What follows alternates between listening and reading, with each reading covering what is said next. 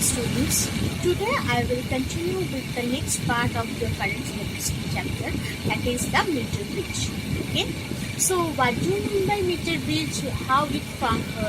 What is the function of it, and all these things, and what numericals I will discuss. Okay. So let's start.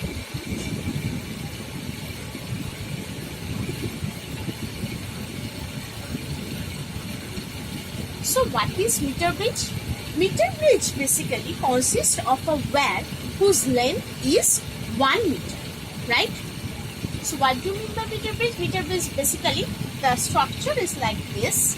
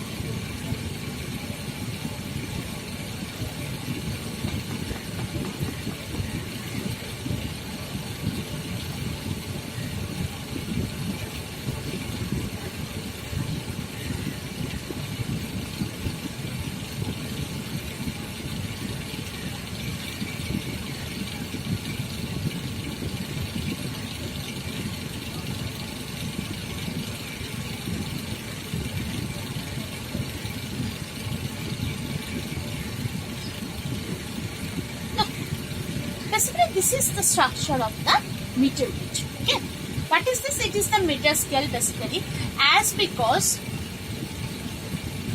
this total wire. This is basically a wire. Okay, through which we can move a jockey.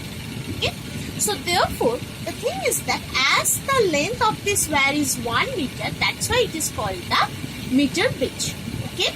What is the construction? Basically, the length of the wire is stretched between two metallic strips. Okay, these are 1 meter, 2 metallic strips, and there is one more metallic strips present between the metallic strips, so that the resistors can be placed between them. So this is another metallic strip. Clear? In between these two metallic strips, another metallic strip is present. Which is basically is due to placing the resistors. Look, here I have placed these two resistances. Clear? So what is the name? That is supposed to name it as R, and it is as S. Okay. Name this metallic strip as B. This is A, and let it C. Clear? What is this? This is the galvanometer. Okay. This is my EMF, and this is my K1, and this is my meter scale. Okay.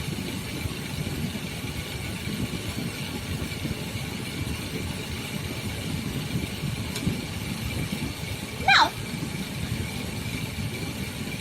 the thing is that value, as I have placed these two resistors in between these two metallic strips, the value of one resistor is known and value of other resistors is unknown. Okay, so there is a jockey whose one end is connected to the galvanometer. So here I have placed the galvanometer. Here one jockey is being connected, which we can move like this, slidewise. Okay.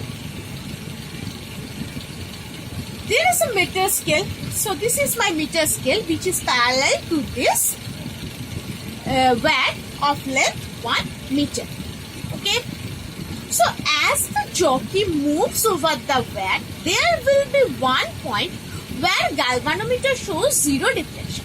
So I am moving this jockey from this position to this. Suppose this at a particular point, this galvanometer will show no deflection. Suppose if you move this jockey in this way, so suppose the deflection will goes this way. If I move that way, so the galvanometer deflection will be like this. The hand of that galvanometer deflection. After a certain time, by adjusting this jockey, we will get a particular point where the galvanometer shows the zero deflection. That point is known as the null point. Okay? That point is known as null point. Okay? Now, taking a particular point, suppose I am taking this point as D. Okay? Clear? Now, I am taking that AD. This AD length is as L1. So, the remaining length DC, if I mark it not here, but C. So, DC will be, total is 100. So, DC will be 100 minus L1. Right? So, here I am writing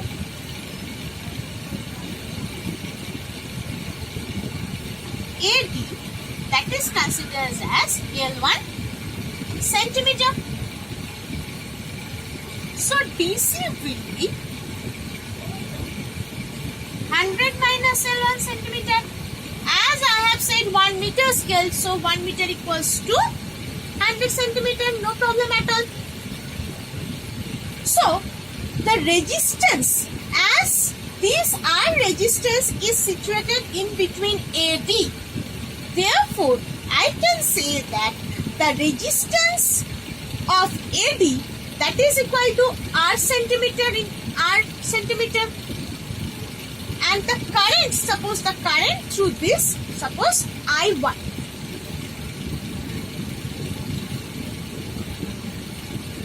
So no, don't take the current as. Okay.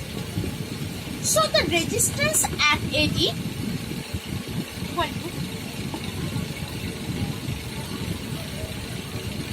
that will be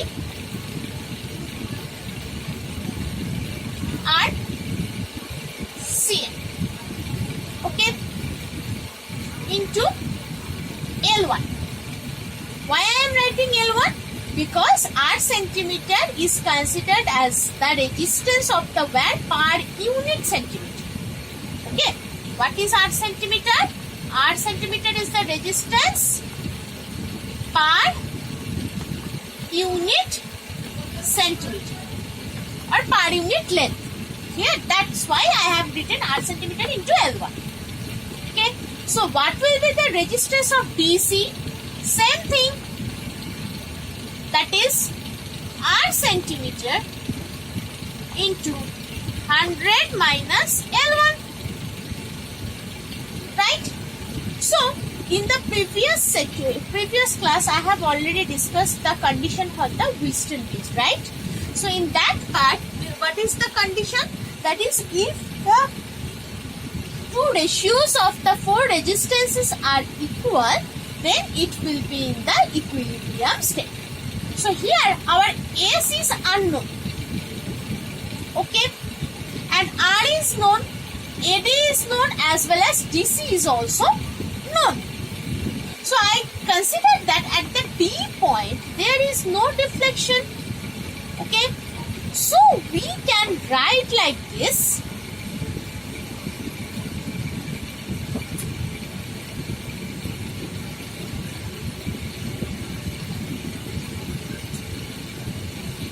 We can write like this. R by S, that is equals to R centimeter L1 by R centimeter into 100 minus L1.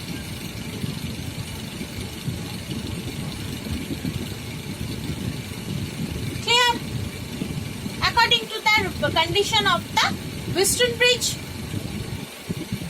Okay. Now we don't know S. S is my unknown resistance, right? So I can cancel out this R centimeter and all. So what I am getting S equals to R into 100 minus L1 by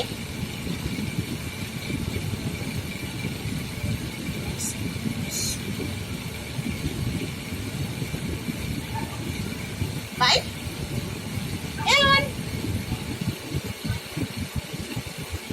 right? So this is the condition. Let me check once. As cancel out, it will be here as well. Okay, got it. So this will be my unknown resistance. By this equation, I can find the unknown resistance, that is S. That is S. Okay. So this is the overall concept of the meter bridge.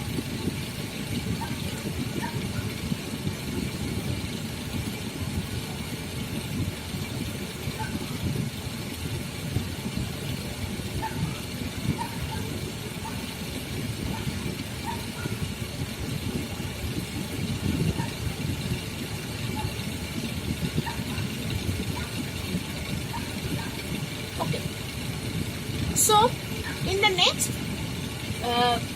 I will discuss one numerical.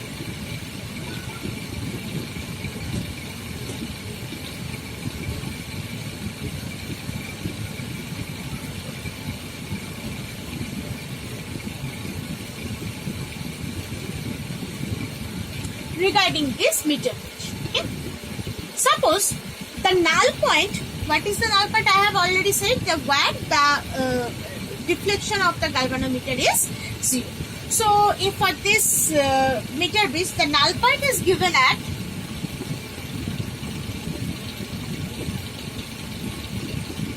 suppose 33.7 centimeter. Okay, so this is my null point from A.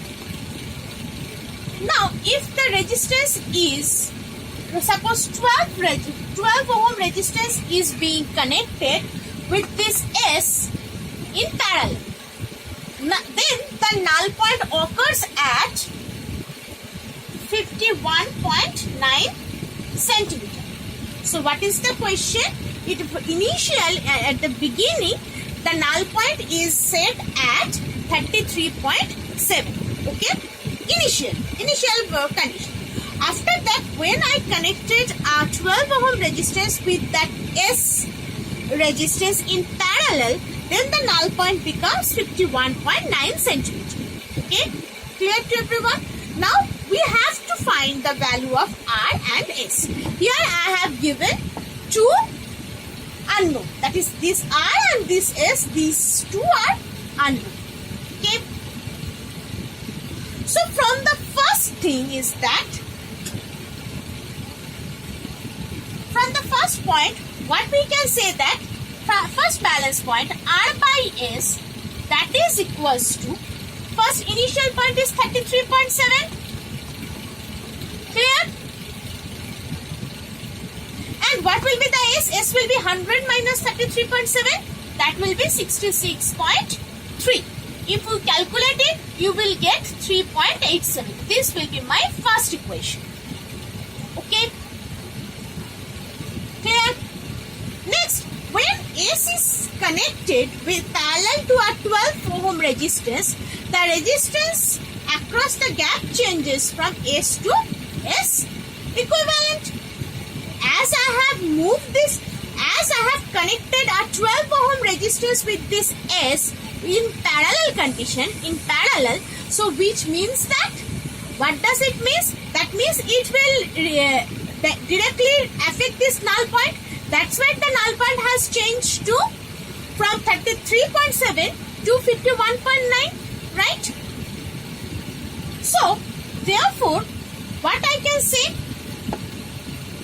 what will be the equivalent resistance between S and 12? that will be S equivalent.